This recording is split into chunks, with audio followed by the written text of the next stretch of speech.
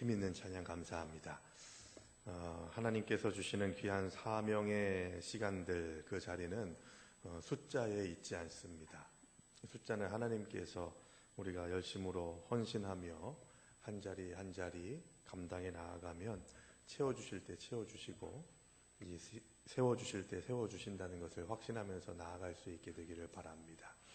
그래서 여러분, 주님의 길을 걸어가는 데에는 크고 작음, 많고 적음의 문제가 아니고 방향이 올바르냐, 십자가를 향해 나아가고 있느냐, 주변이 아무리 쓰러지고 무너지더라도 내가 바로 서 있느냐, 나에게부터 문제가 시작된다 라고 하는 생각을 가지는 것이 우리 믿음의 자녀로서 한 걸음 한 걸음 주님의 길을 걸어갈 수 있는 지속적인 신앙생활을 감당할 수 있는 능력의 시간들을 감당할 수 있는 방법이라는 거죠.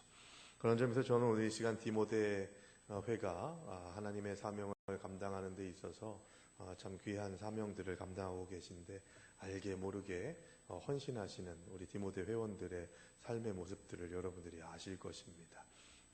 하나님께서 더 크게 사용하실 수 있도록 우리 디모데 회가 더욱더 주님께 가까이 나아가고 주님의 길을 걸어갈 수 있는 하나님의 아들들, 귀한 아들들로서 이 사명을 온전히 감당할 수 있도록 기도해 주시고 격려해 주시기를 부탁을 드립니다. 오늘 디모데 회니까 디모데 전서의 말씀을 함께 나눕니다. 디모데는 바울의 믿음의 아들입니다. 디모데 전후서가 쓰이게 된 것은 바울의 인생의 거의 말년에 자신의 아들 같은 젊은 목회자 디모데에게 서신을 써서 너는 이렇게 헌신해라, 이런 일들을 주의해라 라고 하는 아버지가 아들에게 격려하듯이 그런 마음으로 쓴 편지가 바로 디모데 전후서입니다. 목회 서신이라고도 합니다. 그만큼 디모데에 대한 애정이 각별했고, 또 어린 디모데는 좋은 선생이요 영적 아버지 같은 바울 사도를 통해서 더 많은 사역을 감당하고 건강한 사역자가 되었던 것을 보게 되죠. 저는 디모데 회가 이렇게 하나님의 사명을 건강하게 이어받고 하나님께 쓰임받는 남신도들이 되기를 간절히 바랍니다. 요즘에 남성들이 참 위기의 시간들을 많이 보죠. 과거보다 훨씬 더 유혹의 강도가 세졌고요. 또 죄를 지을 수 있는 그런 여건들이 훨씬 더 많이 조성되어 있습니다. 옛날에는 몰라서 또 힘이 없어서 가진 게 없어서 죄를 짓지 않았다면, 지금의 이 시대는 너무 죄가 가까이 와 있고 방법도 너무 쉬워졌기 때문에 남성들이, 물론 여성들도 마찬가지입니다만, 특히나 디모데 남신도의 정도의 연령대에서 경험하게 되는 유혹과 시험과 여러 가지 어려움들은 아마도 전 연령대 가운데에서 가장 힘든 그런 시간들을 경험하지 않을까 하는 그런 생각을 해봅니다. 어느 정도 인생도 살았고 인생의 흐름도 알았고 또 해놓은 것도 좀 있고, 그런 상태에서 세상이 이들을 가만히 두지 않는 그런 세태가 우리 주변을 둘러싸고 있기 때문에 스스로, 디모데 회원들 스스로가 먼저 깨어 있어야 하고, 어떤 가치와 기준을 두고 살아야 되는지, 나는 지금 내 마음의 그릇 안에 어떤 것을 품고 있는지 하는 것들을 우리가 기억할 수 있어야 하는 것이죠. 그러면서 오늘 디모데 회뿐만이 아니라 여기 계신 모든 분들에게 오늘 12절의 말씀을 대단히 중요하게 인식하면서 나아갈 수 있어야 된다고 저는 생각합니다. 12절의 말씀을 다시 한번 보시면, 나를 능하게 하신 그리스도 예수 우리 주께 내가 감사함은 나를 충성되이 여겨 내게 직분을 맡기심이니. 나를 충성되이 여겨서 내게 직분을 맡기셨대요. 그것이 바로 내가 잘나고 뛰어나고 훌륭하기 때문이 아니라 나를 능하게 하신 그리스도 예수님으로 인해서, 내가 능력이 있고 힘이 있는 게 아니라 그 능력과 힘 또한 예수 그리스도로 인해서 나에게 은혜로 공급된 것입니다 라고 하는 고백이 있어야 된다는 거예요. 그래서 우리 믿는 자들은요, 은혜로 사는 자가 되어야 할 줄로 믿습니다. 내 힘으로, 내 능력으로, 내 경험으로 살아가려고 하는 자들은 나를 드러낼 수밖에 없죠. 그러다 보면 나를 능하게 하신 주님은 온데간데 없고 나만 남겨지게 되고 교만해지게 되고, 교만은 패망의 선봉이라고 말하지 않습니까? 우리는 무너지게 될 수밖에 없다는 것이죠. 그래서 겸손해야 돼요. 겸손한 자들의 삶을 살아가려면 내가 은혜를 받은 자다라고 하는 고백이 있어야 된다는 거죠. 은혜라고 하는 건 뭡니까? 선물이거든요. 그것도 그냥 선물이 아니라 내가 받을 수 없는 것들을 값없이 받은 것이 은혜입니다. 그래서 여러분, 주님 예수 그리스도의 복음의 은혜를 경험한 하나님의 백성들은 교만할 겨를이 없는 거예요. 그래서 저는 오늘 이 시간 세 가지를 가지고서 우리 디모데 남신도회 뿐만이 아니라 우리 화평 가족들이 주님께 직분을 받았는데 그 직분을 받아서 온전히 감당하기 위해서 우리가 감당해야 될 대단히 중요한 세 가지가 있는데 바로 은혜, 사랑, 그리고 진리 안에서 이 모든 사명을 감당하게 될 때 하나님이 기뻐하시는 믿음의 사람들이 되게 될 줄로 믿습니다. 먼저 12절에서 15절까지 보시면 은혜에 대한 내용이 나옵니다. 은혜, 이것은 바로 위대한 변화를 이끌어낼 수 있는 동력이 됩니다. 은혜는 불가능을 가능케 하는 능력이 있어요. 바울은 원래 그리스도인들을 핍박하던 비방자요, 박해자요, 폭행자였다고 자기 스스로를 얘기합니다. 그러다가 다메섹 도상에서 네가 핍박하는 바로 그가 나 예수다라고 하는 그 말씀에 고꾸라지게 되고 눈도 보이지 않게 되었다가 다시 회복의 은혜를 경험하고 세워짐을 받게 되면서 예수님을 만난 후에 자신의 죄를 자각하게 되죠. 여러분, 우리의 변화의 시작은 나의 죄를 인정하는 데에서부터 시작되는 줄로 믿습니다. 그래서 계속해서 자백의 기도를 드리는 것이 정말 중요해요. 하나님, 내가 뭘 잘못했습니까? 이거는 투대로 맞겠다고 하는 거예요. 그런데 모든 문제들 앞에서 먼저 회개의 기도가 들어가야 그래야 우리의 변화가 시작될 수 있는 겁니다. 왠지 아세요? 회개하는 자에게 회개하는 마음을 주실 때 내가 은혜 받은 자임을 깨닫게 된다는 겁니다. 은혜를 받았다는 고백이 없으니까 계속해서 불평불만하는 거예요. 낙심하고 절망하고 오해하고 원수 맺는 일들을 계속하고 있는 겁니다. 그러나 은혜 받은 자들은 하나님 앞에 불평불만하지 않아요. 왜요? 지금 이렇게 이 정도 사는 것도, 이 정도 세워진 것도 하나님의 은혜입니다. 고백하는 사람들에게 어떤 불평불만이 있겠냐는 거죠. 사도 바울은 아까 말씀드렸듯이 디모데 전후서를 쓸 때에 인생의 거의 끝자락에서 서신을 쓴 것이라고 말씀드렸습니다. 놀라운 은혜 안에서 자신은 예수를 만날 수 있었고 그 예수를 만난 이후부터 참 여러 가지 어려움과 힘든 일들이 있었지만 이제 인생을 마무리하는 시점에서 사도 바울은 자기 스스로를 고백합니다. 그렇게 애쓰고 노력하고 하나님의 뜻에 합당하게 살려고 헌신했지만 사도 바울은 자기 자신을 죄인 중에 괴수라고 오늘 성경은 이야기합니다. 죄인 중에 괴수였던 나를 새로운 존재로 거듭나게 하시고 복음을 전파하는 이방인의 사도가 되게 하셨다고 하는 은혜를 아는 자였기 때문에 사도 바울은 매맞을 때에도 갇힐 때에도 죽음을 목전에 둘 때에도 하나님의 은혜입니다 라고 고백할 수 있었던 것입니다. 은혜 안에 있으면 희망이 있어요. 주님은 의인이 아니라 죄인을 부르기 위해 오셨습니다. 그래서 우리가 하나님과 관계 있으려면 나는 죄인입니다, 그거 먼저 고백할 수 있어야 되는 거예요. 어떤 인생이라도 하나님께 쓰임받을 수 있는 것은 바로 우리가 은혜 안에 사는 자들이기 때문입니다. 그러면 내가 은혜 받았음을 어떻게 고백할 수 있을까요? 여러 가지 현상들이 있습니다만 두 가지를 가지고서 얘기하고 싶습니다. 첫 번째는 내가 은혜 받은 자라면 감사할 수 있습니다. 감사가 끊이지 않아요. 감사하는 삶을 살게 돼요. 감사하는 자의 특징이 뭔지 아세요? 사람에게 인기가 많습니다. 그러니까 인간적인 인기라기보다도 다른 사람이 감사가 넘치고 건드리면 감사하는 자들은 하나님께서 매력을 주시는 것 같아요.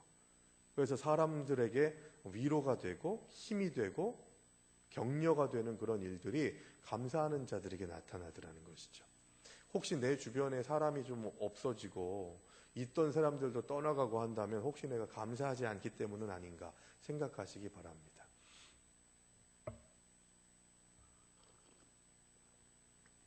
제가 요즘에 가끔 보는 TV 프로 중에 한 가지가 있는데요. 그게 뭐냐면 TV조선에서 나오는 얼마예요 라고 하는 프로그램이에요. 보시는 분들 계십니까? 부부가 나와가지고 서로 막 뭐라고 하는 거예요. 거기 보면 남자들이 아주 형편없이 나와요. 맨날 밥 달라고만 하고 막 승질만 내고 짜증만 내고 막 그러고 여자들은 또 여자들 나름대로의 그런 이야기들을 해나가고. 그런데 저는 그거 보면서 그렇더라고요. 야, 이분들이 정말 정이 없고 사랑이 없으면 이렇게도 하지 못할 것 같다 하는 그런 생각이 들어요. 저희 아버지 어머니가 사실 때도 그랬어요. 저희 어머님은 혼자 사십니다만 아버지 어머니 같이 살 때도 내가 저 인간 때문에 못 살겠다고 그래도 진짜 그 인간이 없어지면 제일 아파하는 사람이 그 사람이더라고요. 그래서 부모님들이 가지는 부부의 사랑이라는 것은 일반적으로 하는 젊은 사람들의 사랑과는 좀 또 다른 게 있는 것 같아요. 그 끈끈한 뭐가 있어요. 그걸 어떤 사람들은 전우애라고도 얘기하고 뭐 그러더라고요. 뭐 전우애 이거 나쁜 말 아닌 것 같아요. 그러니까 산전수전 공중전 뭐 우주전 다 경험을 한 사람이다 그런 의미 아니겠습니까? 모든 아픔과 슬픔 기쁨과 즐거움을 다 같이 나눈 사람이다라고 하는 생각을 하고 있기 때문에 전우애로 산다 이건 정말 큰 훈장이라는 생각이 들어요. 그런데 여러분 중요한 건요, 기왕 사는 거 틱틱거리면서 살지 말고 좀 더 부드럽고 유순하고 아름다운 말과 행동과 생각으로 서로를 격려하고 살면 얼마나 좋습니까? 딱 물어보세요. 다른 거 필요 없어요. 배우자한테도 물어볼 거 없어요. 부부가 제대로 부부로서 건강한 모습을 보이느냐 보이지 않느냐 누구한테 물어보면 딱 나올까요? 누구요? 예, 애들, 자녀들한테 물어보면요 딱 나와요. 다만 청소년기에 있는 아이들한테는 물어볼 필요가 없어요. 얘네는 지금 잠깐 뇌가 가출한 상태이기 때문에 어떻게 해서든지 좀 비꼬아서 얘기하려고 하는 그런 때가 있기 때문에 물어보셔야 돼요. 아마 청년기 한 20대 중반 정도 됐을 때 자녀들한테 한번 물어보세요. 그런 연령대에 있으면 얘들아 엄마 아빠를 닮아서 가정을 꾸려가고 싶냐? 아니면은 내 절대로 엄마 아빠와 같이는 살면 안 되겠다 하는 그런 생각을 가지고 있냐? 그거 물어보면 딱 나온다니까요. 자녀들은 알아요. 아무리 포장하고 아무리 숨겨도 자녀한테는 숨길 수가 없거든요. 그런데 서로에게 감사하는 사람들은요, 돈이 많건 적건 뭐 여러 가지 일들이 잘 해결되고 아무 문제 있건 없건 간에 서로에게 감사하면 그 가정은 정말 행복한 가정이 되더라고요. 자녀들도요, 더 많이 먹이고 더 많이 입히지 못하더라도 건강한 자녀로 크더라고요. 서로 감사하셔야 돼요. 남편은 아내한테 쫑크 주고 아내는 남편 업신여기고 이런 가정에서는 건강한 아이들이 세워지기가 정말 어려워요. 그런 일들이 가끔 있는데 그게 언제냐? 바로 그 부모의 역할을 대신해주는 다른 좀 영향을 끼쳐주는 그런 사람들을 만나게 됐을 때, 그때 부모가 해줘야 되는 것들을 그 다른 분들이 해줘가지고 건강하게 자라는 모습들을 볼 때가 참 있어요. 그러다가 곧 한 1% 정도 되는 애들이 자기 스스로 잘 큰 애들이 있어요. 쟤는 저렇게 클 수가 없는데 어떻게 저렇게 잘 컸지? 그 하나님의 은혜인 거예요. 저는 그런 말씀 드린 적이 있어요. 화평교회 성도님들이 우리 교회에 오는 아이들, 어린아이들부터 시작해서 청년에 이르기까지 부모들이 주시지 못하는 사랑을 받지 못하는 아이들이 있을 때 우리 교회의 성도들이 부모들을 대신해서 그 아이들을 사랑하고 격려해주는 일들을 해주는 그 교회의 부모 역할을 해주셨으면 좋겠다는 얘기를 제가 몇 번 했었습니다. 교회에서 아이들을 품어주는 교회의 어버이. 그래서 제가 유아 세례할 때, 아기 세례할 때 그런 말씀 드렸었던 적이 있어요. 선서하거든요. 기억하시죠? 그냥 세례를 받을 때에는요, 선서를 교회 회중들이 선서를 하지 않아요. 그런데 아기 세례를 할 때는요, 아기 세례는 부모가 다 세례를 받아야 받을 수 있는 겁니다. 그래서 부모가 대신해서 이 아이가 자기의 개인적인 신앙 고백으로 내가 세례 받겠습니다 할 수 없는 그런 어린 상태이기 때문에 부모의 신앙을 토대로 해서 이 아이를 믿음으로 잘 양육하겠습니다라고 하는 그런 결단이 있어야만 아기 세례를 줄 수 있어요. 그리고 부모뿐만이 아니라 여러분들도 계속 해왔는데 아기 세례를 할 때, 베풀 때 회중이 일어나서 저랑 같이 선서를 하셨습니다. 그 얘기는 뭐예요? 내가 부모도 열심히 아이를 돌보고 신앙으로 양육하겠지만 이 아이 세례를 받는 아이가 교회 안에서 성장해 나아갈 때 이 교회의 부모로서 이 아이를 돌보고 기도하고 중보하겠습니다 라고 하는 결단과 다짐이 함께 있어야만 아기 세례가 성립되게 되는 거예요. 그런데 제일 중요한, 제일 좋은 부모의 모습은 감사하는 자가 돼야 되더라는 것이죠. 그러면 내 주변에 사람이 많아진다니까요. 그래서 네가 믿는 하나님 나도 한번 믿어보자 라고 하는 말을 들으려면 감사하셔야 돼요. 인형 같은 거 보면 한번 딱 누르면 I love you 막 이런 거 있잖아요. 그것처럼 우리도 옆구리 쿡 찌르면 감사가 넘쳐나야 돼요. 감사가 그냥 뭐 감당할 수 없이 넘쳐날 수 있어야 되는 것이죠. 감사하는 자가 되면 하나님께서 쓰십니다. 그런데 감사 없이도 쓰임 받을 수 있어요. 그런데 감사 없이 어떤 일들을 감당하면 쓴물이 올라와요. 무슨 말인지 아시죠? 감사하는 자가 하나님께 쓰임 받아야 좋은 열매가 맺어지는데 일은 진행된다니까요. 일은 어떻게 잘 돼요. 저는 그런 분들 많이 봤습니다. 우리 교회 말고요, 다른 교회 권사님이신데 저한테 와가지고 하소연하는 거예요. 목사님, 우리 교회 여신도들 진짜 승질나 미치겠어요. 그러면서 막 그냥 나 혼자밖에 일 안 한다고. 그런데 참 희한한 건 오전에 그 얘기를 들었는데 같은 교회 권사님이 오후에 저한테 와가지고 우리 교회 교인들 진짜 큰일 났다고, 나밖에 일하는 사람이 없다고 다른 권사님이 또 그 얘기를 해요.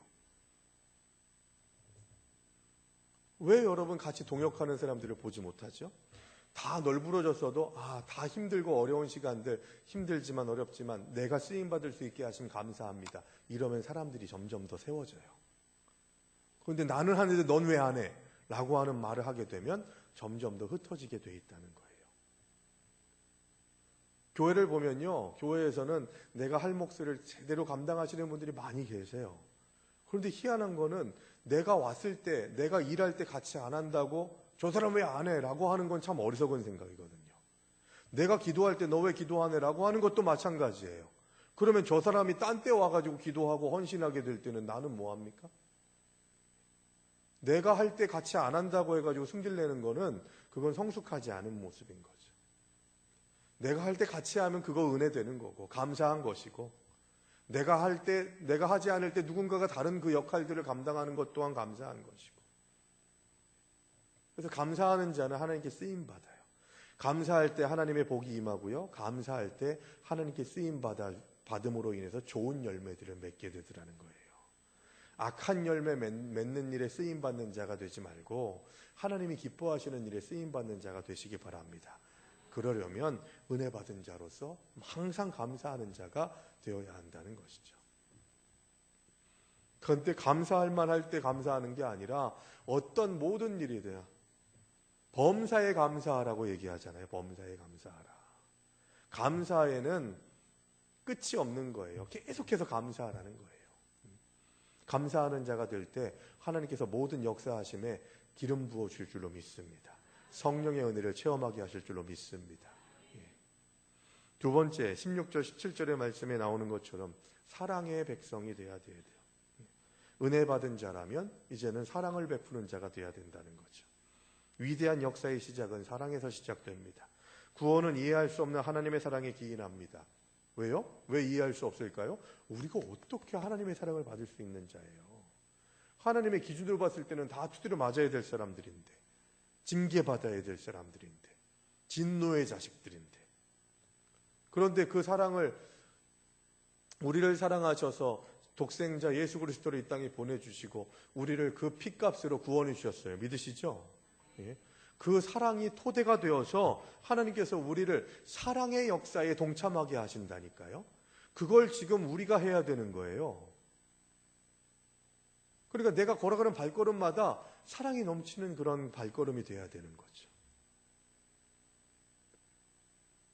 받을 만한 아무런 이유도 공로도 자격도 없는 죄인을 하나님이 먼저 긍휼히 여기십니다.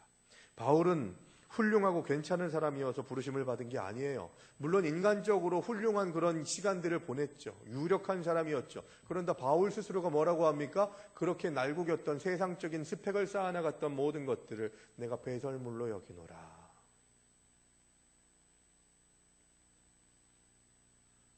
너무나 부족하기 때문에 나는 폭행자요, 핍박자였다고 그렇게 이야기하는 사도 바울의 과거를 회상하는 모습 통해서 나는 도저히 하나님께 은혜를 받을 수 없는, 구원을 받을 수 없는 죄인 중에 죄인이었는데, 그러나 주님께서 나를 불러주셨다고, 나를 구원해 주셨다고, 본보기로 선택해 주셨다고 얘기하고 있어요. 그러니까 무슨 얘기입니까? 나 같은 사람도 구원받았는데 당신도 믿음 안에서, 주님 안에서 구원받을 수 있습니다 라고 하는 그런 고백을 사도 바울이 하고 있는 거예요. 예수 그리스도 안에서 절망과 포기는 없습니다. 왜냐? 우리를 주님께서 사랑하시기 때문입니다. 주님의 사랑은 모든 고난과 역경을 극복해 줍니다. 여러분, 희한하죠? 그런 거 느껴보신 적 있으세요? 제가 특히 미국 같은 데서 자란 아이들을 보면요, 좀 다른 게 있어요. 자신감이 넘쳐요. 그런 거 느껴보세요? 얘는 뭐가 있길래 이렇게 자신감이 있어? 뭐 당당하잖아요. 그 이유가 뭘까요? 저 여러 곳에서 찾을 수 있겠지만 여러분들한테 물어보니까 결론은 하나더라고요. 격려해 주는 거. 격려. 어릴 때부터 자립심을 길러주려고 대단히 많이 노력하잖아요. 근데 우리는 어떻습니까? 계속해서 내 품 안의 자식으로 계속해서 그 돌보면서도 계속 말로는 죽여요. 말로는. 뭐야? 가만히 그렇게 해가지고 말로 죽이고 표정으로 죽이고 눈빛으로 죽이고 자녀들을 막 석 죽이는 일들을 너무 잘하잖아요. 저도 마찬가지로 저도 한국 사람이라 그런지 아이들한테 좀 더 격려해주고 축복해주고 해야 되는데 그게 잘 안 될 때가 있어요. 막 우라통이 터지고 막 그럴 때가 있잖아요. 지금 저희 아이들이 광야를 걸어가고 있거든요. 청소년기. 이제 둘째가 중학교 1학년 돼가지고 지금 뇌가 반 정도 나갔어요. 이제 내년 되면 더 나가겠죠. 그래서 그러다가 그런 모습들을 보니까 막 환장하겠고 막 그렇기도 해요. 근데 저희 애들 잘 컸어요. 그렇다고 막 개차반이라고 말하는 거 아니에요. 청소년기에서 보이는 답답함 그런 거 있잖아요. 이거 해라 그러면 예 하고서 안 움직여요. 뭐 그런저런 것들. 좀 더 열심히 공부했으면 좋겠는데 공부가 다가 아닌데 그럼에도 불구하고 참 미래를 준비하려면 좀 공부 좀 했으면 좋겠는데 그래서 공부해야 된다고 그렇게 얘기하는 저도 싫고 그걸 듣는 애도 싫고 막 그럴 텐데 참 그 딜레마인 것 같아요. 근데 제일 중요한 건 아이를 사랑으로 키우는 자들에게는 그 아이들은 자신감이 막 뻗치는 거죠. 쉽게 나약해지지도 않고요. 쉽게 포기하지도 않고 쫄지도 않아요. 사랑을 많이 받은 자들은. 그래서 많이 사랑하시기 바랍니다. 많이 사랑하세요. 아침에 영상 보여드렸잖아요. 그거 보여드리고 끝나고 난 다음에 여러분들한테 제가 욕을 많이 먹었어요. 왜 힘들게 하냐고. 왜 힘들게 하냐고. 근데 좀 신앙생활은요, 가끔씩 좀 힘들어야 돼요. 도전을 받는다는 얘기죠. 그 얘기는. 그냥 뭐 좋아요, 잘하고 있어요, 여러분 훌륭합니다 이런 얘기도 뭐 들어야 될 때가 있지만 좀 어느 때는 좀 자주 좀 괴롭힘을 당해야 돼요. 저 어제 밤부터 얼마나 괴로웠는지 몰라요. 몇십 번 그 영상을 보면서. 그런데 그 영상에 나오지 않은 게 있는데요. 그 부부가 투병 생활하면서 계속해서 자주 했던 얘기가 뭐냐면 쫄지 마. 그거였어요. 영상을 보면 그게 나와요. 얼마나 두렵겠어요. 부부가 같이 말기암 환자인데 딸내미도 있는데 또 재발했다고 할 때 그때 아내가 여보 나 참 너무 힘들어 너무 고통스러워 하니까 그 남편이 머리로 이렇게 싹 들이받으면서 장난스럽게 들이받으면서 쫄지 마 이렇게 얘기하더라고요. 그 모습이 얼마나 예쁘든지. 여러분 세상에 쫄지 마시기 바랍니다. 제 아내가 저한테 지난번에 그랬어요. 제가 좀 걱정하는 게 있었거든요. 교회 안에 문제 말고 다른 것들 때문에 있었는데 그래서 좀 걱정을 하니까 제 아내가 옆에 지나가면서 그 영상을 보기 전이었어요. 한 달 전인데 쫄지 마 그렇게 얘기하더라고요. 그게 저한테 왜 이렇게 힘이 되든지. 여러분 옆에 있는 분하고 인사하겠습니다. 쫄지 마세요. 쫄지 마세요.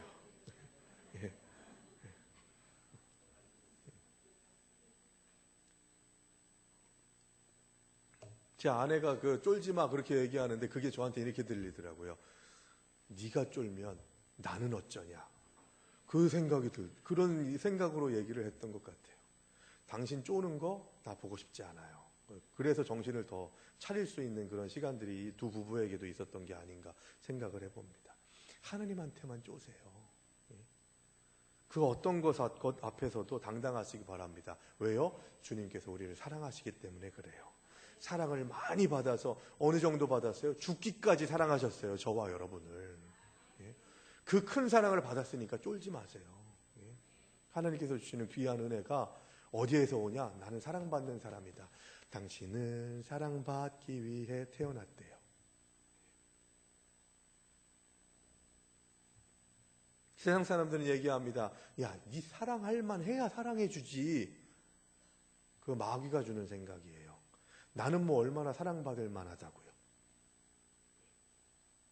내 배우자가 장점 써보라고 하면 정말 연구 논문 쓰듯이 뭘 써야 될지 모르겠지만 단점 쓰라고 하면 종이 더 주세요 하는 게 대부분이잖아요. 예? 나는 뭐 얼마나 온전하다고. 나 같은 남편 만난 사람이 있으면 당신 아내한테 당신 나 정도 만났으니까 이렇게 사는 거야. 빵점짜리예요. 빵점짜리. 아무리 잘 살았어도 그 얘기는요 배우자가 하는 거예요. 내가 하면요 교만한 거죠. 그런데 희한하죠? 다른 사람들이 다 난 저런 남편하고 한번 살아보고 싶어 라고 하는 그런 얘기를 듣는 남편들은요 절대 그런 얘기 안 해요. 내 덕분에 아내 마누라 당신이 이 정도 사는 거야 이런 얘기를 그런 사람들은 안 한다니까요. 오히려 당신 나 만나가지고 고생 많았지 라는 얘기를 하죠. 그러면 내가 세워져요. 내가 나를 세우면요 그건 교만이지만 다른 사람이 특히 가까이 있는 사람들이 나를 세워주면 그건 영광이에요. 은혜인 거예요. 잘 살았다는 증거인 거예요. 절대로 남편 여러분, 아내 여러분, 네가 나 만나서 요 정도 사는 줄 알아. 이건 하면 안 돼요. 얘기하면 안 돼요. 아무리 잘해줬어도. 그러면 더 사랑하게 된다니까요. 네가 나 만났으니까 내 덕 보고 이렇게 사는 거야 하는데 무슨 사랑을 주겠어요. 나오는 거는 맨날 승질내고 짜증내는 일밖에 없겠죠. 사랑으로 모든 사명이 완성됩니다. 내가 어떤 일들을 열심으로 감당해요. 지금도 열심히 하고 있어요. 할 수 있어요. 그런데 거기 사랑이 없으면 아무것도 아니에요. 교회 안에서도 마찬가지입니다. 여신도 여러분들이 보면요. 사랑이 넘쳐요. 많아요. 그리고 싸우기도 많이 싸워요. 그런데 남신도들은 어떻습니까? 교회에서 좀 무미건조하게 살아갈 때가 참 많아요. 남신도들이 사랑이 넘치잖아요. 그 교회는 끝난 거예요. 저는 디모데회가 사랑으로 넘치기를 주님의 이름으로 축원합니다. 그러면 우리 교회는 끝난 거예요. 남신도들이 사랑이 이렇게 막 넘쳐나는데 교회가 왜 변화되지 않겠어요? 교회가 왜 매력이 없겠어요? 남신도분들은 이렇게 조용히 그냥 그 자리만 지킬 수도 있지만 저는 이 사랑이 넘쳐나는 사랑받은 자답게 자신감 있게 행복을 전달하는 전달자로서 사랑을 충만하게 받고 그 사랑을 전달해 줄 수 있는 공동체가 될 수 있게 되기를 간절히 바랍니다. 마지막 세 번째 18절에서 20절에 나오는 메시지인데 진리 안에서 살아가라는 거예요. 진리 안에서. 18절에서는 아들 디모데야 내가 내게 이 교훈으로서 명하노니 이 교훈으로서 명하노니 이게 바로 하나님의 말씀 진리의 말씀을 얘기하고 있는 겁니다. 진리는 중립이 아니라 결단을 촉구하는 거예요. 기준이 분명해야 이게 좌인지 운지를 알 수 있다고 여러 번 말씀드렸죠. 우리의 기준이 말씀이 되지 않으면 하나님의 진리의 말씀이 되지 않으면 내가 한 행동이나 내가 품고 있는 생각이 하나님이 기뻐하시는지 아닌지를 구분하지 못해요. 그러다 보니까 어떻게 됩니까? 내가 원하고 내가 즐거워하고 내가 옳다고 생각하는 게 진리로 탈바꿈돼 버리게 되는 거예요. 가짜 진리입니다. 진리는 뭐예요? 하나님 편에서 옳은 것. 이게 진리입니다. 하나님이 원하시는 것, 하나님의 계획하심, 하나님의 인도하심, 이게 진짜 기준이라는 거예요. 마치 출애굽할 때 이스라엘 백성들이 낮에는 구름 기둥으로 밤에는 불 기둥으로 인도하신 그거, 그 구름 기둥과 불 기둥이 이스라엘 민족들의 각오, 섬의 기준이었던 거예요. 하나님께 순종하는 삶의 기준점이 바로 구름 기둥이 움직이거나 불 기둥이 멈추거나 하는 일들을 통해서 자신의 생각이, 결단이 좌지우지되는 것, 이게 기준이 확실한 삶이라는 거죠. 그거 없이 그냥 내가 가고 싶을 때 가고 멈추고 싶을 때 멈춘다면 이스라엘 민족들은 다 광야에서 죽었을 겁니다. 복음을 왜곡하고 부인하는 거짓 교사들에게 단호히 대처해야 됩니다. 조금도 진리에 대해서는 우유부단해서는 안 돼요. 바울은 믿음과 양심을 버린 두 사람에 대해서 표현하고 있는데요. 후메네오와 알렉산더라고 하는 실명을 언급하면서 경계심을 늦추지 않습니다. 이들처럼 진리에서 벗어난 자가 되어서는 안 된다. 그렇게 진리에서 벗어나면 하나님의 공동체, 하나님의 믿음의 공동체에서 끊어지게 될 것이다 라고 하는 것을 분명히 이야기합니다. 그리고 이들을 통해서 미쳐지는 악 영향을 염려하면서 사도 바울은 말씀하고 있는 거죠. 하나님의 선명한 말씀을 붙들고 나아가야 치열한 영적 전투에서 승리할 수가 있습니다. 하나님께서는 우리들에게 여러 가지 사명을 주십니다. 그 사명 감당하기 위해 먼저 어떻게 해요? 은혜 받은 자로 고백돼야 되고, 주님 주신 사랑으로 누군가를 사랑할 수 있어야 되고, 마지막 이 은혜와 사랑을 온전하게 세워나가기 위해서 진리의 말씀 안에 거하는 것. 이 세 가지가 이 시대를 살아가고 있는, 이 시대에 쓰임받는 영적 디모데 같은 저와 여러분들에게 필요한 의의 열매, 아름다운 삶의 자리가 된다는 것을 기억하면서 오늘도 은혜와 사랑과 진리 안에서 더더욱더 하나님의 뜻 안에 헌신하고 쓰임받기를 다짐하는 저 여러분들 되시기를 주의 이름으로 축원합니다. 기도하시겠습니다.